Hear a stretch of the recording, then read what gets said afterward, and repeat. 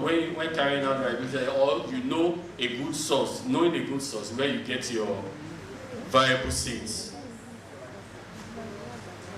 It's also very advisable to plant viable seeds and to no quantity of seed per hole needed for crops. Do you understand? Are we together? So that is thinning. Nowadays, some planting machine, you know, some planting machine, some implements are now being used, which can be set to the required seed per hole to regulate the numbers of seed required for different crops. We have a lot of machine and implements we use on the farm that easily, when you are seeing them to plant your, most especially when you're planting it will be dropping 2 seeds per hole. So after planting that, you will not need to call people to help you to do thinning. That means thinning is out of your farm activities. So far you use the implements that will drop the accurate seed on your farm. Why do we thin? Reasons for thinning.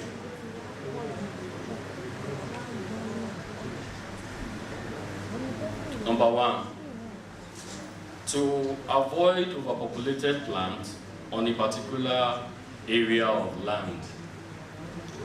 We thin to depopulate our farm so that when we are planting, you will not have excess plants on your farm. Like now, if you want to plant on 1 acre of maize, some people will say they will do 6 kg. Some people will say they will do 10 kg, depending on the spacing you want to use on your farm. So when your farm is overcrowded, you know, a lot of things will affect your farm. Competitions with everything needed for the plants to do well.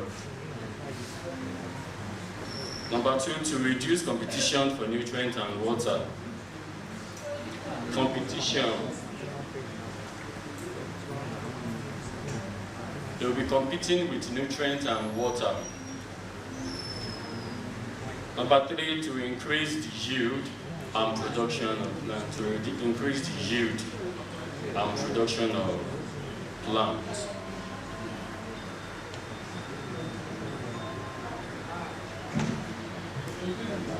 And production of plants.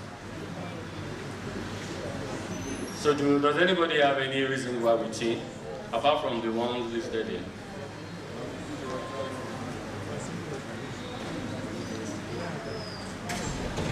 Salutary reason for thinning. Why do we thin?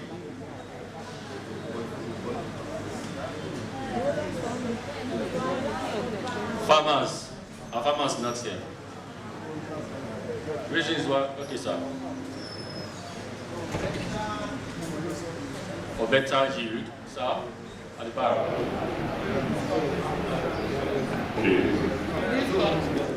To reduce competition for what? So I'm asking for, maybe you have another one. More soil nutrients. Reduce the risk of pest. To do what? Risk of pests, exactly. When they are too much, you will not know the one that is harboring pest and disease. So you have to tend to desired amount of plant you need. So, supply of seeds and seedlings. Supply of seeds and seedlings.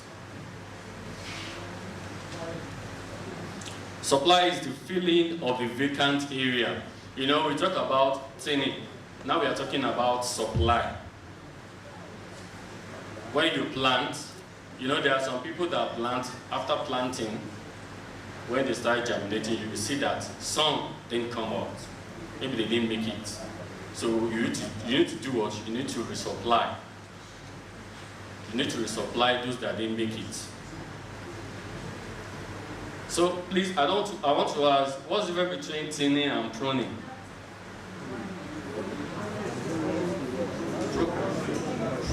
Thinning and pruning. Of the what? No, not the leaves. Branches that you don't want to thin, no, you just prune. That is pruning. They may ask you, differentiate between thinning, yes? Differentiate between thinning and pruning. Supply is the filling of vacant area of the soil where the plants are missing as a result of seed not germinating or death of seedlings. Those of us that plant tomato, pepper, and other vegetables like that, we normally do supply. Supply is done after transplanting. When you transplant and you notice that this one didn't come up, this one didn't come up, you have to do what? You have to supply. You can even, they normally use the word, maybe you resupply. You supplied before, then you resupply when you know that this particular spot, the plant you put there didn't make it. Maybe because of shock or any other thing, you have to supply. This operation is usually carried out after germination. After germination has taken place, in good time to ensure uniform growth. In good time to ensure uniform growth. Not that one plant has already reached knee level and you are just saying that let me resupply. When you are applying fertilizer or any treatment to the plant that has reached your knee level, you cannot apply that same treatment to the plant you just resupply. So at their tender age, when you are, some people when they are transplanting, maybe they are pepper or they are tomato, some people don't even put one, they put 2 or 3, should in case, so that it will know what. You will not even say you want to supply again. You have done it. Anyone that survived, you are good to go. Do you understand? So, things to consider during supplying. There are things to consider during supplying. If supplying is delayed for too long, that's number one. If supplying is delayed for too long, plants may become of unequal ages. And this will affect the performance of farm management practices and harvesting. It will affect harvesting. If you don't supply at the particular time, you need to supply. It will affect many things. It will affect many things.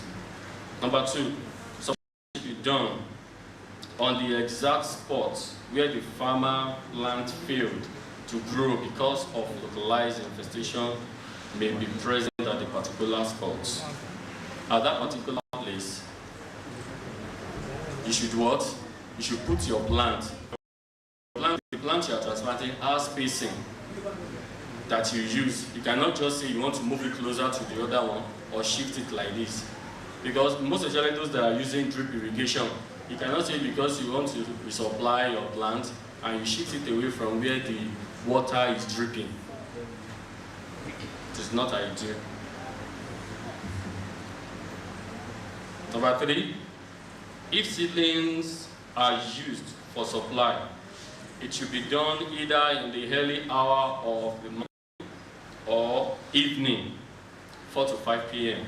to prevent shock or death of plants.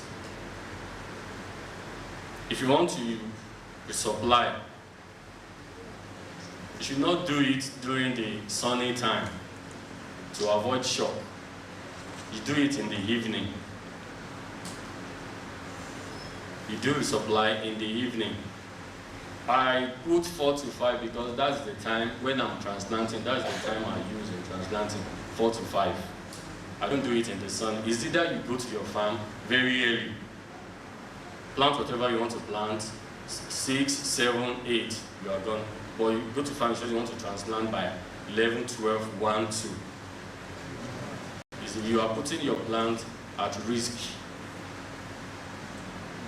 Number 4, The measure of uniformity among plants is proportional to the immediate supply after germination takes place. After the germination takes place, you have to plant when those ones that didn't die have not even developed more than the ones you are bringing in, so that whatever thing you want to give them, whatever thing you want to give them will be uniform.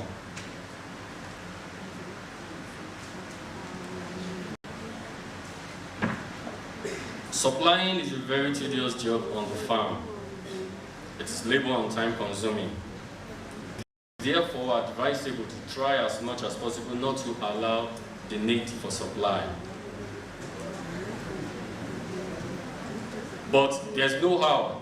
I have not seen anybody or any farm that say, okay, after planting your tomato or your pepper or whatever thing you are transplanting on the farm, that you are not going to supply again. In one way or the other, you have to supply. You have to supply. Maybe when you are transplanting it from the nursery to the field, the roots may be damaged. You may cut the roots, and maybe the way you handle it. So you must what? You must supply, but you should just reduce it to minimal level. Hence, it is highly too essential to carry out seed viability tests so as to determine the correct seed and seed rates.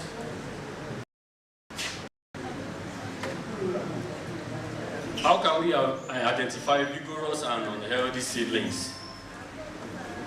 Vigorous and unhealthy seedlings. You said? Appearance. And you know, there are a lot of things that you will see. I do tell people that your plants, they do speak. If you're a good farmer, you will know what they are saying, you know what they are telling you. When they need fertilizer, they will tell you. When they need water, they will tell you. When they are overcrowded, you will know. Do you understand? So how do we identify? You said by their appearance. You know, there are some that you will see their leaves, their shoot, their stem, you will know. Number one, vigorous seedlings have uniform and healthy growth, while unhealthy seedlings have stunted growth. They may ask you in your test or your exam that you should identify or differentiate between them. They have uniform growth and they are healthy. You should know the color of your leaves. When they change color, you should know that this one, something has happened to it. While the unhealthy seedlings have stunted growth, they will not be developing. Others will have grown up, but they will still be at that stage where you transplanted them. They will not be developing. But vigorous seedlings have strong stem, while unhealthy seedlings have thin stems. There's a fertilizer they used to apply to tomato. After applying it, the stem will be very strong to carry the fruit that will be bringing out of it. So there are some that are thin stems. They are unhealthy. You should know. And when you want to see this thin stem, you should just leave. You can leave your plant untinned. Don't tin it. You will see how their stem will look like. They will not be big, and they will not be strong. Number three, vigorous seedlings have healthy leaves, while unhealthy seedlings have pale green or curled leaves. Pale leaves, they will not be green, they will be light green. That's why I say you should know the color of the plant you are planting.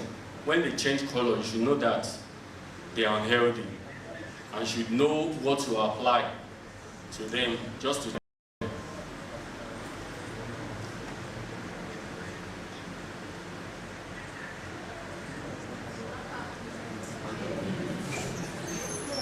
fertilizer application.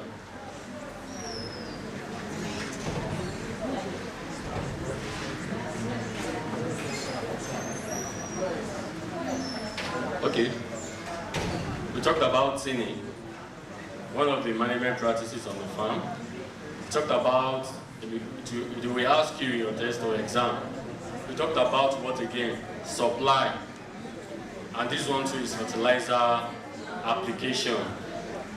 Fertilizer can be in chemical form or natural, which is added to the soil to increase or improve soil fertility. To improve soil fertility. We all use fertilizer.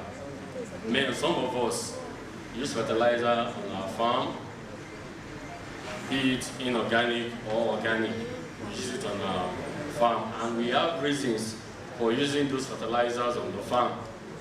We have reasons for using them, and all of those fertilizers, they have their different ways of improving the soil, and the reason why we use them. Different types of fertilizer. We have organic fertilizer and inorganic fertilizer. You know, agric is not a static. It's not a static activity. There may be other fertilizers that, if you say you have foliar fertilizer, it can be organic or inorganic. I've seen people that dilute urea in water and they apply it. It's still foliar. It might be either one. We have organic fertilizer and inorganic fertilizer. Organic fertilizer are naturally made from manure. Example, compost and livestock dung. It could be in liquid or solid form. It could be in liquid or solid form. Inorganic fertilizer are chemically manufactured. It can be either straight or mixed. Inorganic fertilizer, number 2, right? Organic fertilizer are naturally made from manure. Example, compost and livestock dung. You know, I didn't put poultry dung because a lot of dungs are being used now. Some people use cows, some people use pigs, some people use a lot of dungs. It depends on what you want to get from your farm. It could be in liquid form or solid form. And whenever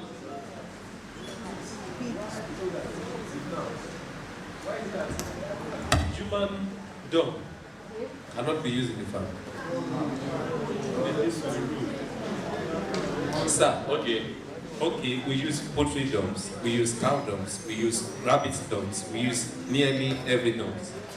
Now, why? No. Now, please, sir, why is it that human dung is not useful? Why is it that human, at least we can dry it? Okay. At least most probably in the village, they do pass pieces in the village. Do you know why? Human dung is very, very high in nutrients. But because of irritation, people don't want to use it. If you have a place, maybe if you are living at the back of hostel where they used to, still understand, where they used to deposit, try and plant something there. But no one will say, I want to go to the pit and pick and carry the human dung to take it to the farm. How will you feel? It will be irritating you. But if you go to a place where they normally defecate, try when the thing is dry, try to cultivate the place and see how your plants will be. But when you take the plants, the produce to the market, will you tell them that you use human dung to? Sir, so are you saying we can use it?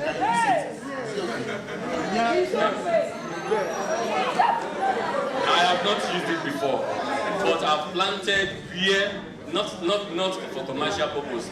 I just plant a little bit. But I didn't plant basically because of when I was serving in Anambra. There was a place where we plant where we plant maize. Do you understand? We coppers, we don't have toilets. So we normally do short put and the rest. Our maize did well. But I'm not saying that you should use it. Because if you say you want to use it now, and some other people see you in the market with your produce bin, they may not patronize you. But I'm just telling you practically,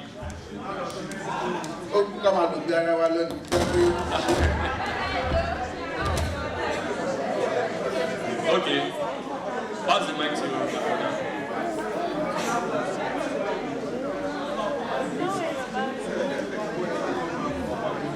Thank you. I want to ask is this. These issues of this manual about rabbit, because someone I can hear you. Rabbit, both urine and dung. I want to ask, because someone contacted me about 2-3 months ago that I should come for one project, but we are two. The person initially told me that you are 2 people in this thing, and the other one give explanations of this rabbit thing. To me, I didn't have to explain. I thought maybe that's the reason they didn't make it. I want to ask you, the rabbit urine for this people are using it for this There are some people who are using the urine for manure. You know, I talk about compost. Compost comprises of many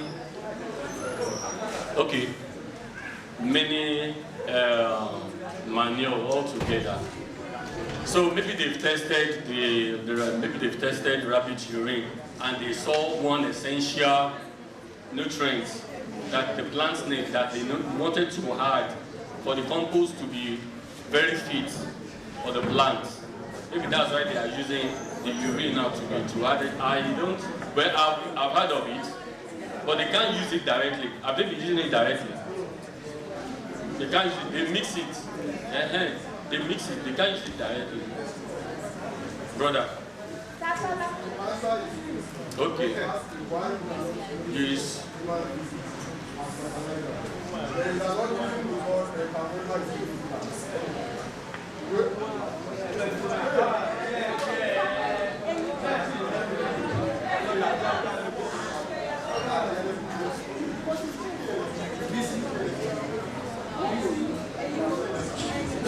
Okay, ẹ jẹ́ kí n sọ ní Yorùbá tó lè gbogbo wa.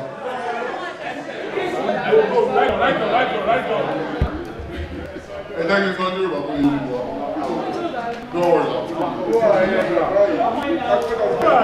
Wọ́n ní kòkòrò kan, a máa ń pè ní environmental instability. So ó máa ń kọ́ ẹ̀sìn kan tó máa ń pè ní avoiding politics or anabiasis. So ó máa ń develop nínú èèyàn látara tàbájẹ náà nítorí pé omnivorous ni èèyàn. So tàbájá ìgbẹ́ possibility wà pé nínú ìgbẹ́ yẹn a máa ja ẹyin ẹ̀ mọ́.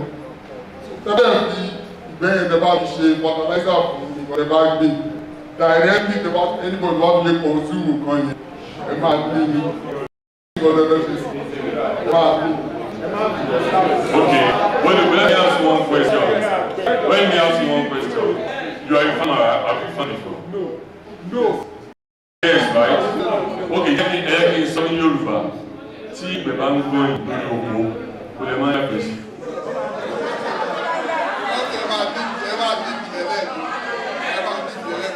So, why the English and microbial?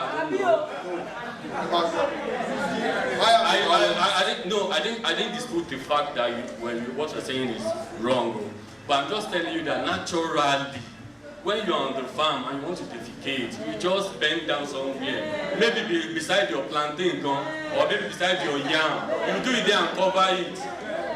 Who knows in the market that what you are bringing is microbial? But you are right too, but we've been eating a lot of it. Who else?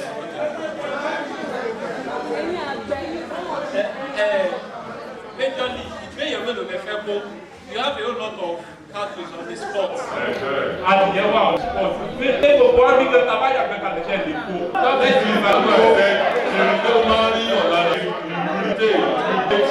even your own gangan, it will irritate you. Not to talk of going and be packing everybody's definition. Are we good? No question from here? Okay. Please, hello sir. The mic.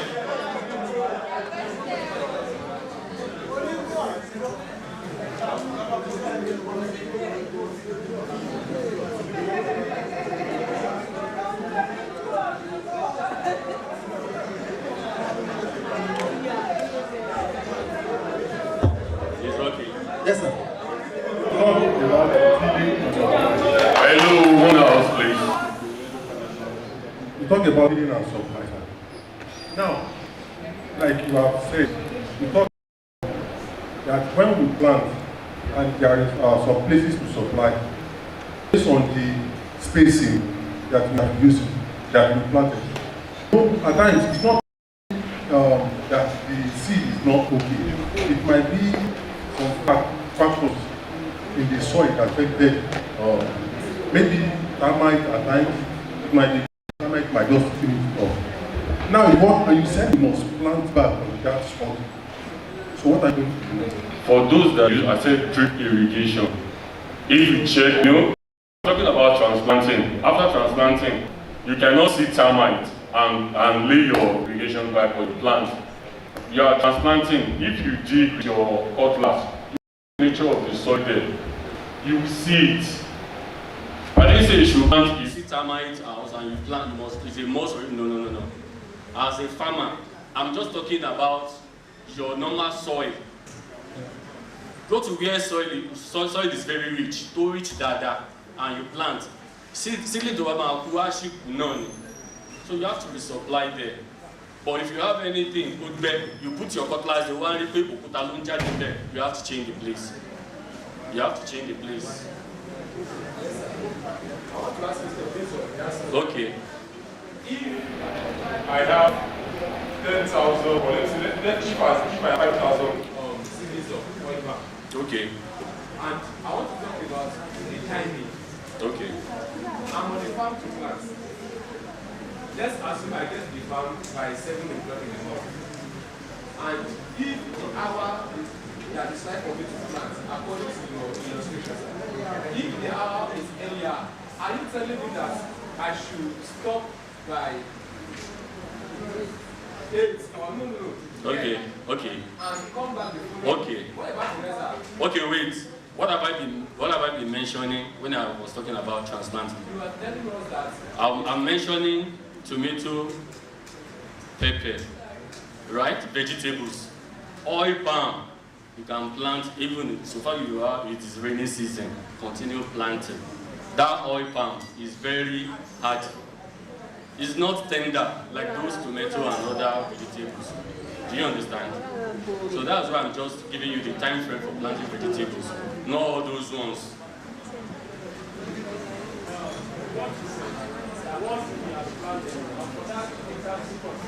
Like you already said, you check your soil before you put it down, before you plant. And then during that process, before planting yourself, there are activities you carry out on your soil. When you are seeing termites, that means it can't be on the spot. That means you've not done what you want to do on the farm for you to see after termites. That's why we have replanting activities before you even plant at all. So when you are supplying, it does not affect. It should be majorly a seed concern, not even of the soil at all. So you just replant the seed and you have it back. Thank you. Do you understand, sir? Okay. So organic fertilizer are naturally made from manure, compost, livestock dung. Then number 2, inorganic fertilizer are chemically manufactured. It can be either straight or mixed fertilizer.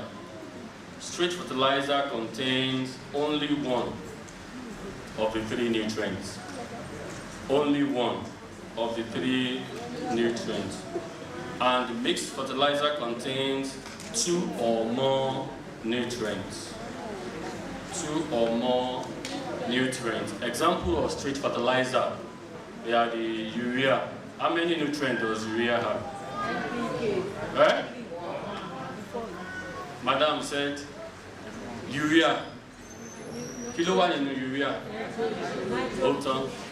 only nitrogen. That is what? Straight fertilizer. We have ammonium sulfate. We have ammonium nitrate. Those are nitrogen fertilizer. Straight fertilizer, not mixed. They are direct. Although many of our fertilizers now, many of them. Well, they say they have residual effect on human health. So maybe that's why they are banning. When you want to go and buy some material like muriate of potash now or SSP, they will be telling you that you should put it in another bag or something like that before taking it out of the market. And so, phosphate fertilizer, we have single superphosphate. Available phosphorus is 18 to 22. When you check other places, you can see 16, you can see 20. This is P2, capital letter P, then 2, then O, then 5. Oxygen, then 5. You put 5 below, not beside it. Do you understand? Number, okay.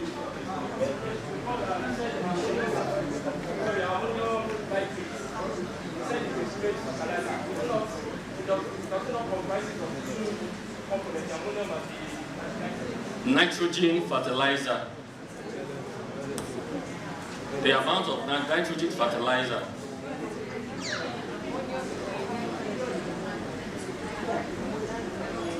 If you're a chemistry student, you should know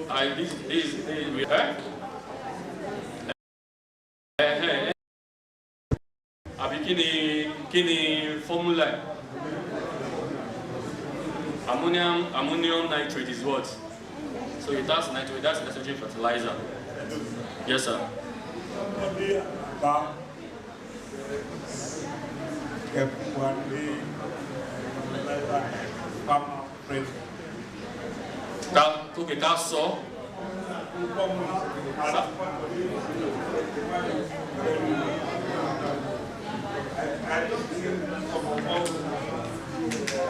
No, we are still going to mixed fertilizer that you know. NPK is mixed fertilizer. The normal NPK is mixed, comprises of 2 or more. So you know, NPK, what is N? The N there is nitrogen. The P is there is what? So and the K there is what? Potassium. We are still going there.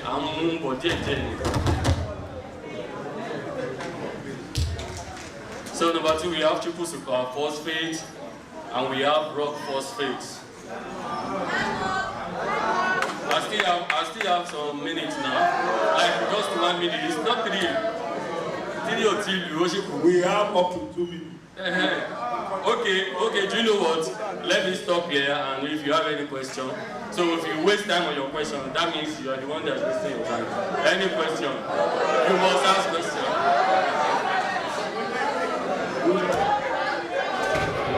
Good night, God.